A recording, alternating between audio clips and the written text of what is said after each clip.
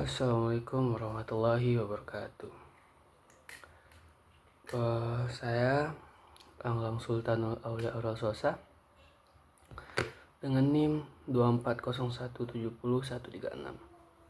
Saya akan menjelaskan dan mempresentasikan tentang keamanan dalam bidang informasi. Nah, mengapa keamanan informasi penting? Pertama, ada definisi keamanan informasi, yaitu upaya melindungi data dari akses, perubahan, atau penghancuran oleh pihak yang tidak berwenang.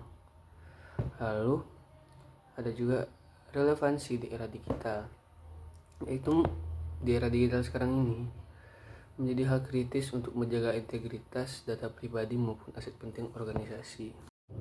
Nah, dalam keamanan informasi juga terdapat 3 pilar atau CIA Triad. Keamanan informasi itu berlandaskan pada 3 prinsip dasar. Memastikan keseimbangan ketiga pilar inilah kunci keberlangsungan pertahanan cyber. Pertama, ada integritas atau integrity, yaitu menjaga keakuratan, konsistensi, dan keandalan data, di mana data tidak boleh diubah tanpa otorisasi. Contohnya checksum dan tanda tangan digital. Lalu ada kerahasiaan atau confidentiality, yang dimana artinya memastikan data hanya diakses oleh pihak yang sah. Contohnya enkripsi dan kontrol akses yang ketat.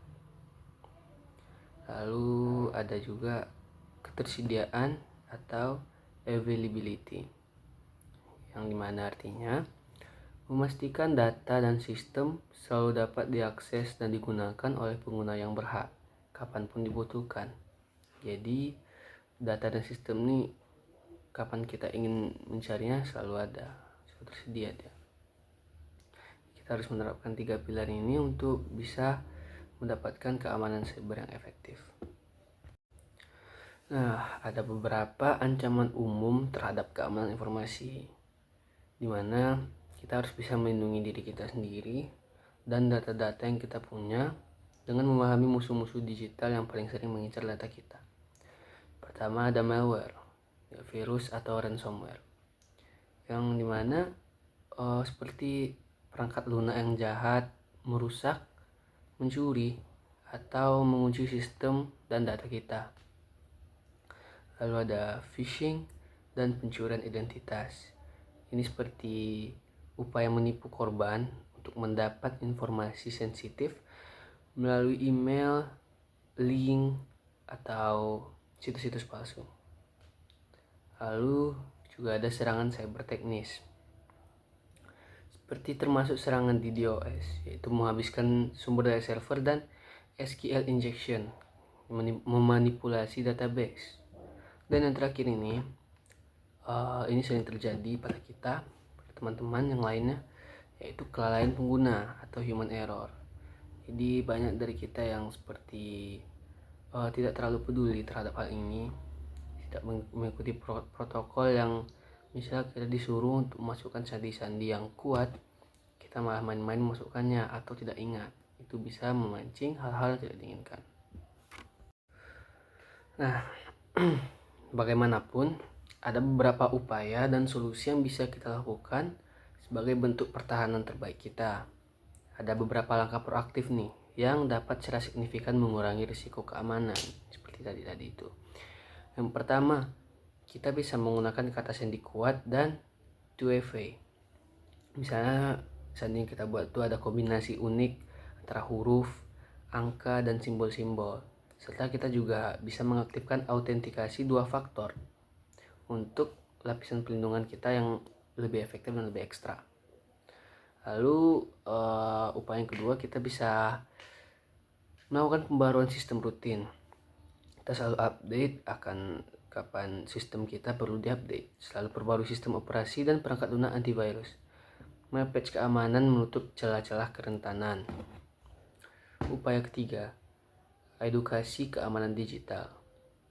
Seperti pelatihan kesadaran bagi pengguna adalah garis pertahanan pertama melawan serangan sosial atau social engineering. Upaya keempat, ada firewall dan enkripsi data. Kita juga bisa mengaktifkan firewall dan enkripsi data kita untuk bisa mengamati lalu lintas jaringan. Lalu, upaya yang kelima di antara sekian banyak upaya yang lain, ada backup data berkala. Jadi kita pastikan memiliki salinan data di lokasi terpisah, seperti kita menyiapkan cadangan backup kita, jadi kita tidak mudah kehilangan data, dan juga dapat pulih dari serangan ransomware atau kegagalan sistem. Nah, ada beberapa studi kasus nih yang terjadi sering. Yang pertama ada serangan phishing, yang karyawan tidak sengaja memberikan kredensial login melalui email palsu, menyebabkan kebocoran data pengguna dalam skala besar. Ada juga kerugian akibat ransomware. Jadi ada suatu perusahaan yang gagal melakukan update keamanan pada server, yang membuat mereka rentan, data dienkripsi dan tebusan diminta. Dan ini yang paling sering terjadi, password lemah. Misalnya pengguna menggunakan kata sederhana seperti 1, 2, 3, 4, 5, 6, atau dia menggunakan nama dia sendiri, atau menggunakan tanggal lahir dia yang sangat-sangat jelas, yang dengan mudah diretas, mengakibatkan kehilangan akses akun pribadi. Sekian dari saya. Jika ada salah kata atau kata-kata yang tidak berkenan, saya minta maaf. Terima kasih. Assalamualaikum warahmatullahi wabarakatuh.